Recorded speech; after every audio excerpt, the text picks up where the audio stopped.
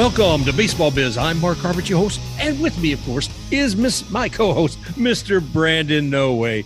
How you doing today, Brandon? I'm doing really good, Mark. How about you? Brother, I am as happy as can be. You know, the paperwork's been signed, the players are now at spring training, and the first games have been played. I mean, I don't know if you saw that game yesterday with Minnesota Twins and Boston, but it wasn't exactly very even. Yeah, I forgot all about spring training starting up. I was sitting there watching some March Madness, and then you texted me that the Red Sox Twins were on, and then I had even more stuff to watch. I was flipping between like 3 or 4 different channels. Yeah, well, I can believe that. I was going crazy too with the NCAA, watching the basketball and watching my old Kentucky home. Watched them wind up losing the first game to St. Peter's, a school with a population of about 2,300 people. So that was huge. But coming back to the world of baseball, like I was saying, that game yesterday with the Red Sox, that was just amazing. And the thing you have to remember about these games is you can't take them too seriously because you don't necessarily see all the regular players out there. I mean, yesterday, Boston Red Sox defeated the Twins 14-1, man, 14-1. That would just be completely embarrassing during a regular season. Yeah, in the regular season, there might be a little bit more of a anxiousness around that result. But, some of these guys, this might be the only real taste of big league baseball that they really taste in their career, unfortunately. But that's just the way it goes sometimes with spring training. You can't take it too seriously either way. No, but it is a great showcase where you're seeing maybe some of the minor league players from those teams and potential coming up. One guy, who was it? Dalbec from the Boston Red Sox. He was there the other day, and he did quite well. So I was glad to see him. But the thing of it is, you do want to be watching these games. I did see they were on the MLB TV the other day, so that was kind of fun to catch. But by the same token, like I said, you don't want to take these games too seriously, and the expectations shouldn't be too high either. But as long as we're talking about things that are too high, Brandon, let's talk about what it takes to field a team out there. What kind of payrolls? Some of the things determined by the CBA. What is going to be the top tier that teams can pay for a good team, payroll wise? Yeah, the CBA and the CBT were approved. I believe it was last week at this point. Yep. And they introduced new tiers. They even have a 4th tier nicknamed the Steve Cohen tier. And that threshold starts at $290 million. And the third is at 270, second 250, and first starts at 230. So those are the tiers that we have at the moment. And there's also this little nugget, and this comes from CBSSports.com, the CBT information. Teams who exceed at least the second threshold will also have their top draft pick move down 10 spots, with the exception for clubs who are slated to pick within the top 6. Those teams would have their second highest pick bumped back. So imagine spending $250 million and having a top 6 pick. Ouch. Wow. So the pain is kind of severe there, but on top of that, what is the actual tax that they have to pay? So if I'm going up to the Steve Cohen rate that you were talking about a moment ago with threshold at 290, what am I going to be hit with as far as a tax rate? The tax rate for where the Mets are at the moment, they are in the third tax rate. So they would get 62.5% tax. Now that's on all money above and beyond the I guess the first level. The first level is 20%. Then the second bumps up to 32%. Third, like I said, 62.5. And then the fourth tax tier is 80%. Well, how do you think that's going to go as far as the reality of what will happen with which teams out there? Yeah, it only really affects 3 teams at the moment. The Mets are one of them. They're spending $285 million at the moment, and that could go up or down. At the time of recording, that's what it is. And they're saying that they'll probably spend into the 4th tier. So Steve Cohen basically has money to burn at this point. The Dodgers, they're in the 3rd tier at $277 million at the moment with the Freddie Freeman signing. And the Yankees are in the 2nd tier at $258 million. So only 3 teams are really being affected by it. Yeah, and what you were saying about the Dodgers, come on, man. I mean, For one thing, this is a heck of a team that they're building out there. They brought in Freddie Freeman. They brought in Mr. The Atlanta Brave franchise name. So the expectations, I imagine, are high for him too. Freddie Freeman going to the Dodgers is kind of like an, oh, okay, move. There's no excitement to it because it just seems like that happens a lot. But hey, good for him. He goes to another team where he has another good chance to win a ring. And the Dodgers, I mean, even though it is a Dodger town out there, they have some tough competition with the Rams just coming off of a Super Bowl. The Lakers, even though they're going through a down year, they're still the Lakers. The Clippers are even good. And even the Chargers, you can't count them out. So competition's stiff out there in LA. So you got to do everything you can to bring in the names and bring in the wins. We had Craig Calcaterra on the other day with Baseball Biz, and we were talking about how teams can actually make money even with a losing team. So while Cohen and some others look at they're making an investment to actually win, with the Dodgers, with the Mets and the Dodgers, we're looking elsewhere and we're saying these other guys, they're just ready to tank. They're ready to tank. And that's okay, because if you're spending $50 million in payroll and you get 65 back from national and you're getting something back from local TV, et cetera, the regional sports network, my goodness, it's a heck of a thing to see happen. And then the Cubs, I don't know what's going on with the Ricketts. We'll have to get Sarah Sanchez on here again to talk. The Ricketts, I think, are looking at buying a soccer team. I think in the middle of buying a soccer team. So, and you have to say, if you're going to buy a soccer team, what does that team or that area think of what you're going to do when they see what you're doing with your own baseball team?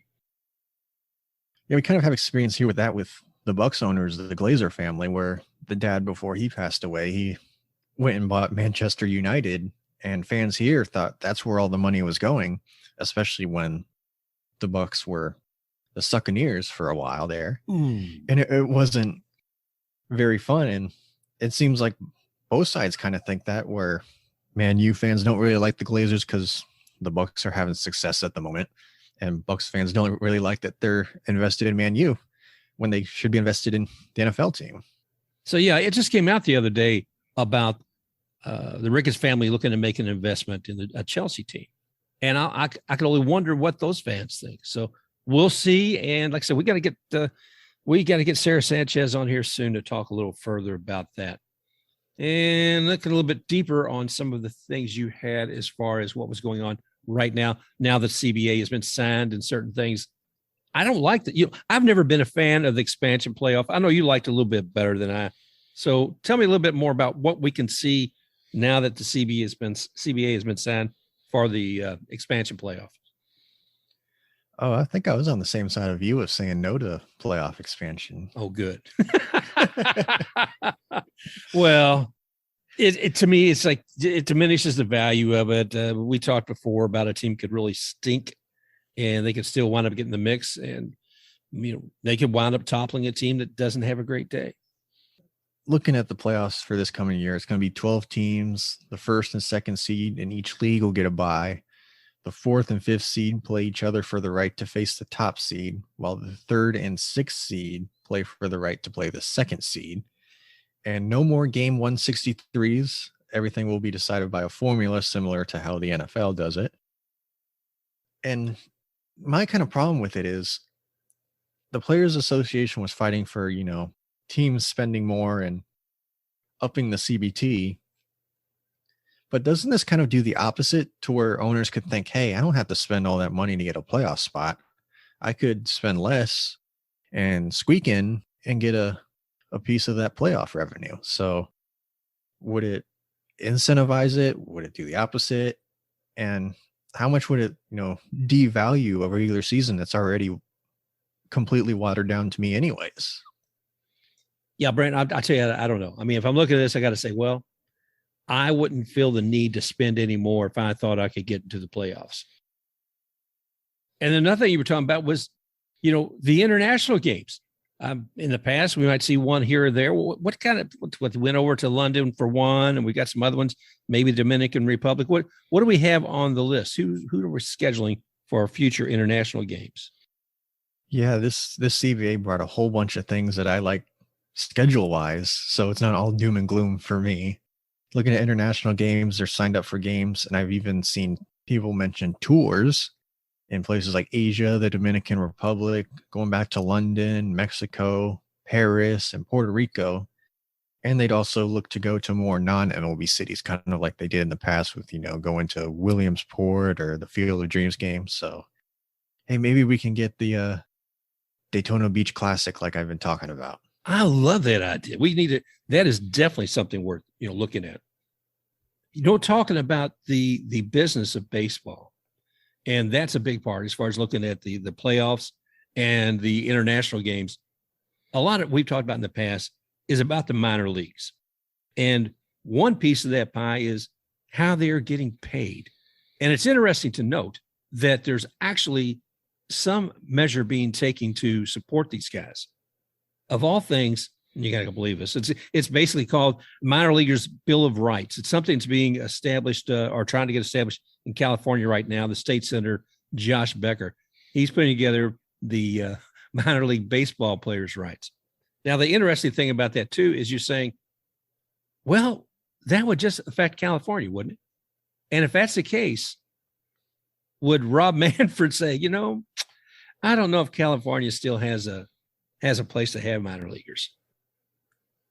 That is a possibility this day and age where you see companies, moving state to state for political reasons. And I'm not going to get into it because, the political area is not my area of expertise. So I'll stick to baseball. But I mean, we see it all the time. How many times do you see companies that have a big stake in a state or an area kind of have an influence over the political game and maybe choose to operate their business differently because of it? Yeah, we'd hope that those things would be resolved, some of that with the CBA, but of course they don't represent the minor leaguers, which is interesting because they are in some ways going to represent or trying to get some things done with the international signings, international draft. But that wasn't something that was completed with the CBA, but I know they're still working on it, and we'll see how that plays out. Yeah, I mean, think about it. I was wondering, what did the Cucamonga Quakes have in common? Yeah, with the Modesto Nuts. So, okay, Cucamonga Quakes and Modesto Nuts. Guys, I wish you guys the best. There you are in the California League. You're the ones who might be impacted by this. Might be a great thing to come along if it gets passed all the way through. Otherwise, I could potentially see, this whole California League being shut down and picked up somewhere else, put some other state. But let's hope that's not the case. Do any of those teams sell jerseys? The Cucamonga and the the Nuts? I hope so. We could get those jerseys. They look pretty good in our Zoom studio. I would hope so indeed. Oh, brother, we're kind of rolling here today because, well, it's brand new. I mean, this whole thing with spring training, we were concerned whether or not there was even going to be a season. If you'd asked me 2 weeks ago, I'd say, I don't see it happening, or maybe a half season. But we got 162 games, so good things, boys and girls. Yeah, I mean, I think the 48 hours before the CBA was approved, we still weren't really positive about there being a season starting on time. And then before you know it, the most flexible deadline strikes again and they can do a full season. And we thought, hey, man, I don't know if this is going to happen. If it does, I'm going to have to see it to believe it. But here we are. Here we are indeed.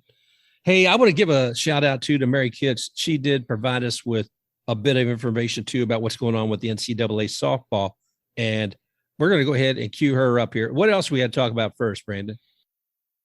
Yeah, Mark, there was something I saw that I've been asking for years, and I think I mentioned it possibly the first time we ever met.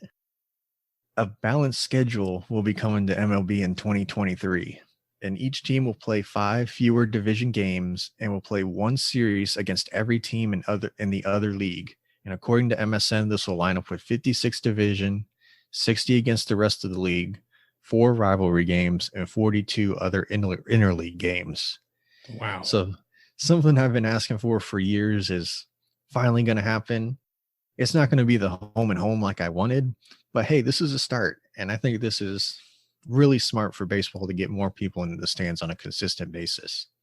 Well, I think it's a good thing too. And it's interesting to note also that it really shouldn't be a problem with interleague with designated hitters now on both sides.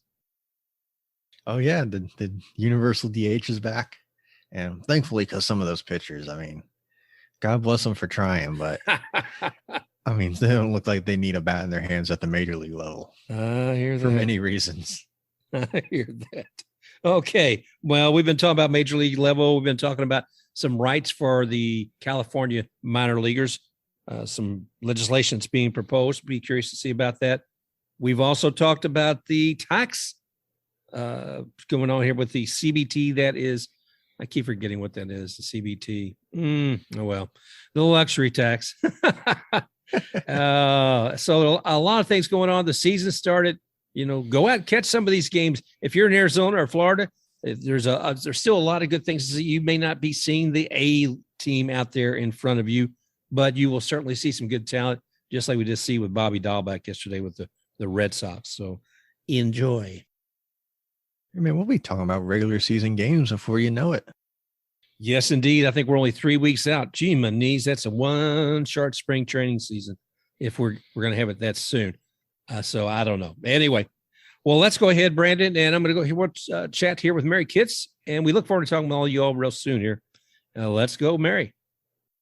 And with me today, I have Mary Kitts, and we're going to be talking about softball because if you're not watching it, you should be. There's a lot going on this year, and Mary's got a real keen sense about what's going on with FSU, but also a perspective above and beyond that team. We'd like to take a close look at the top 25 or at least the top 10 of what's happening with these teams with the Division I NCAA softball. Hey, Mary, how you doing today? I'm doing great. Oh, wow. I mean, there's so much going on. We've been watching the teams. We're about halfway into the season, and there's just the talent's really starting to show. FSU has had some great talent this year, and I know you had your eye on one of the players. I think everybody's had their eye on this player, the catcher up for the team, and what she has brought to FSU. Can you tell us a little bit about that catcher? Yeah, Michaela Edenfield. She's a redshirt freshman. She's batting .323, but she has 8 home runs, which is twice as many as the nearest person to her on the team. And she's the catcher. She's making some great plays and just really showing out so far. And you've got a couple others. You've got Kaylee Harden, who has 4 home runs, Mac Leonard, who has 4 home runs, Devin Flaherty is hitting a .403, and Josie Muffley is hitting a .458. So the bats are really showing out for FSU, which is great. Yeah, and I was looking too a little while ago here at the the pitch power rankings for week 5, and Miss Sandercock, she's still in there. She came up a ranking. She was ranked 6th last week, and she's ranked 5th this week. Yeah, she's got a .89 ERA, and she is holding her win-loss record at 11-0. So she's doing real well this season. I think she's even won ACC Pitcher of the Week a couple times. That's wild. That's amazing. And what else can we expect from FSU here in the next few weeks? Well, they're playing the Gators tomorrow night, the 5th-ranked UF Gators. They're playing them tomorrow night in Gainesville, I believe, at 7:00. So that'll be a great game. FSU's just moved up to number 2. UF just fell to number 5. But 2 top 5 teams, that's always worth watching. They have a series coming up against Boston College. That's some ACC play. They'll be doing that this weekend in Tallahassee. And then just getting into the final second half of the season, they'll be playing series against I'm sorry, I said they're playing UF. They're playing Alabama. 3 Alabama tomorrow night in Tuscaloosa.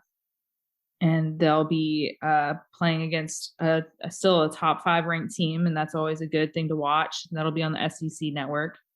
And then the series against Boston College, and then some series against Virginia. They'll play Florida April 6th in Gainesville. That'll be a great game. There's a lot of interstate rivalry there. And just getting going for the rest of the season. Oklahoma State, the end of April, that'll be a good game. I believe Oklahoma State is currently ranked in the top 25. They're number 11, so that'll be a good game as well, good series of games as well. But if I'm looking at the top 10 right now, who all am I seeing in Division I? Well, number 1, of course, you've got Oklahoma. They're undefeated.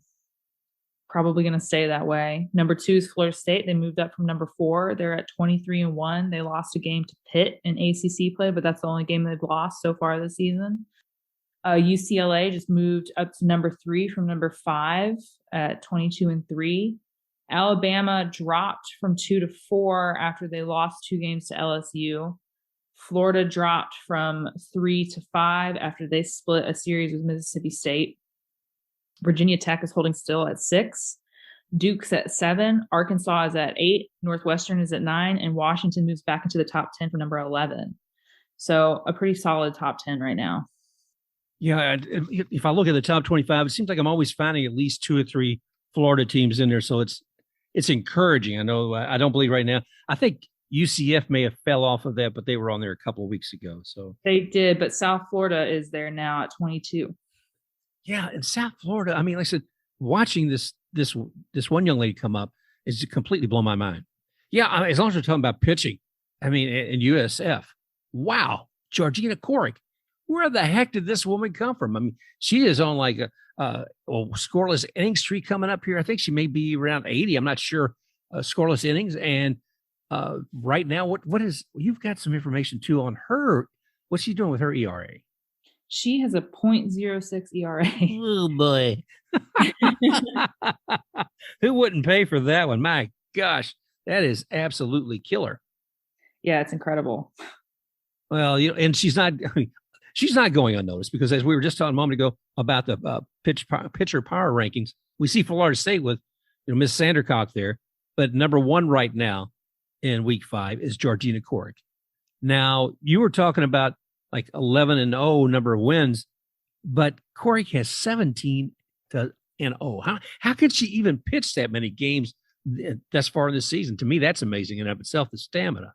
Well, that's something that softball pitchers just do. The arm motion is different, so the arm doesn't get as tired. You're not dealing with elbow surgeries the same way that you are in baseball. And if you really need a pitcher to go back to back to back to back games, they can do it. They might throw a little ice on their shoulder, but they can go game after game. Well, she's obviously delivered, and she moved up actually from rank number 7 to number 1 in the past week. We're looking here again. Let's see. She had 169 strikeouts, 7 walks, and that's 111 innings pitched just with the stats I'm reading off here. But it's amazing. I know I read an article in the Tampa Bay Times. I think it's by John Romano, and I love the title. In the time it took to read this, a USF pitcher has struck out the side again. Wow.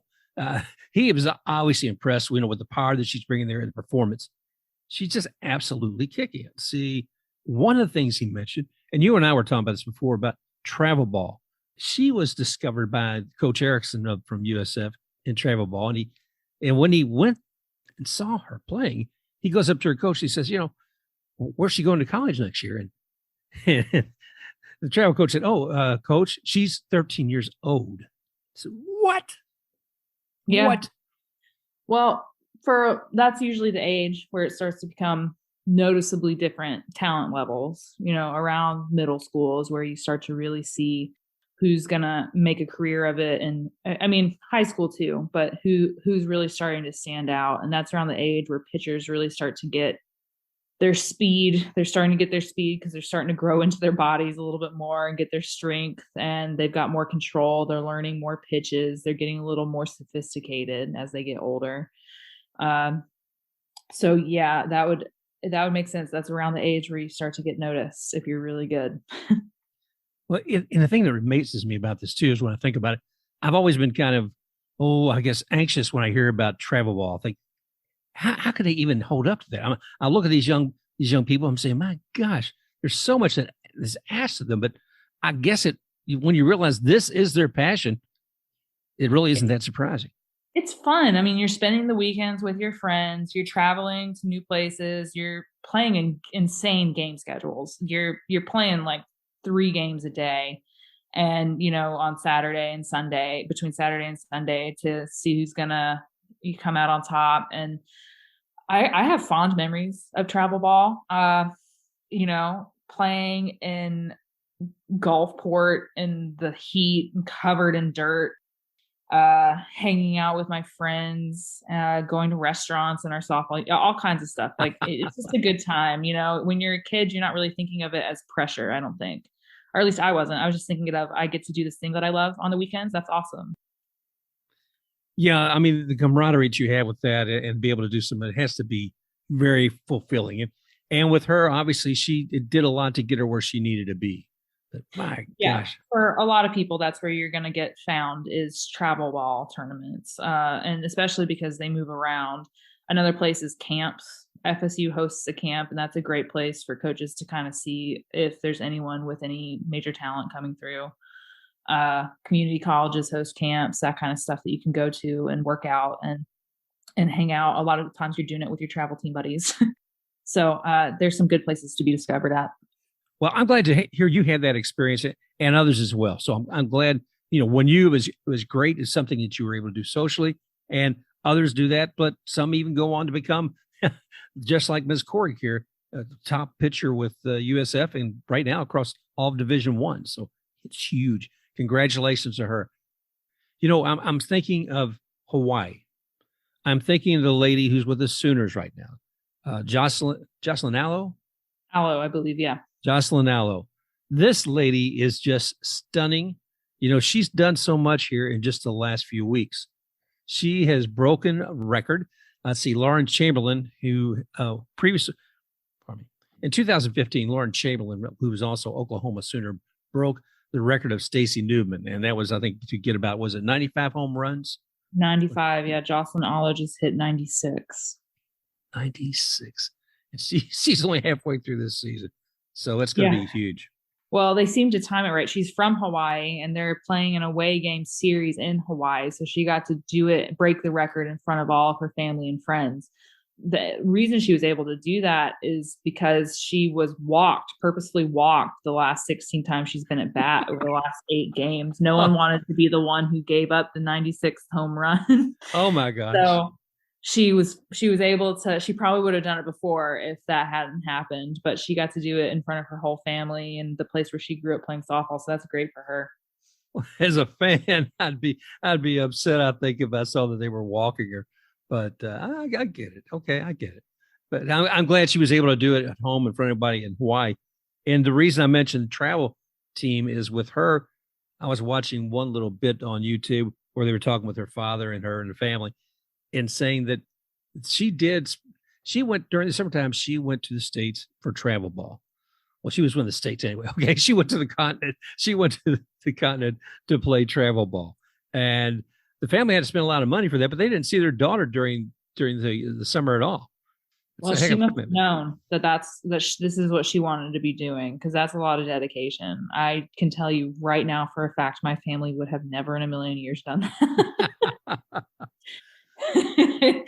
But that's a lot of dedication, and it's paying off. I mean, she is one of the most well-known names in NCAA softball. She's now the home run champion, and she led Oklahoma to a World Series championship last year. And they'll probably, I hope not, I hope FSU does it, but they'll probably do it again this year because they're unstoppable.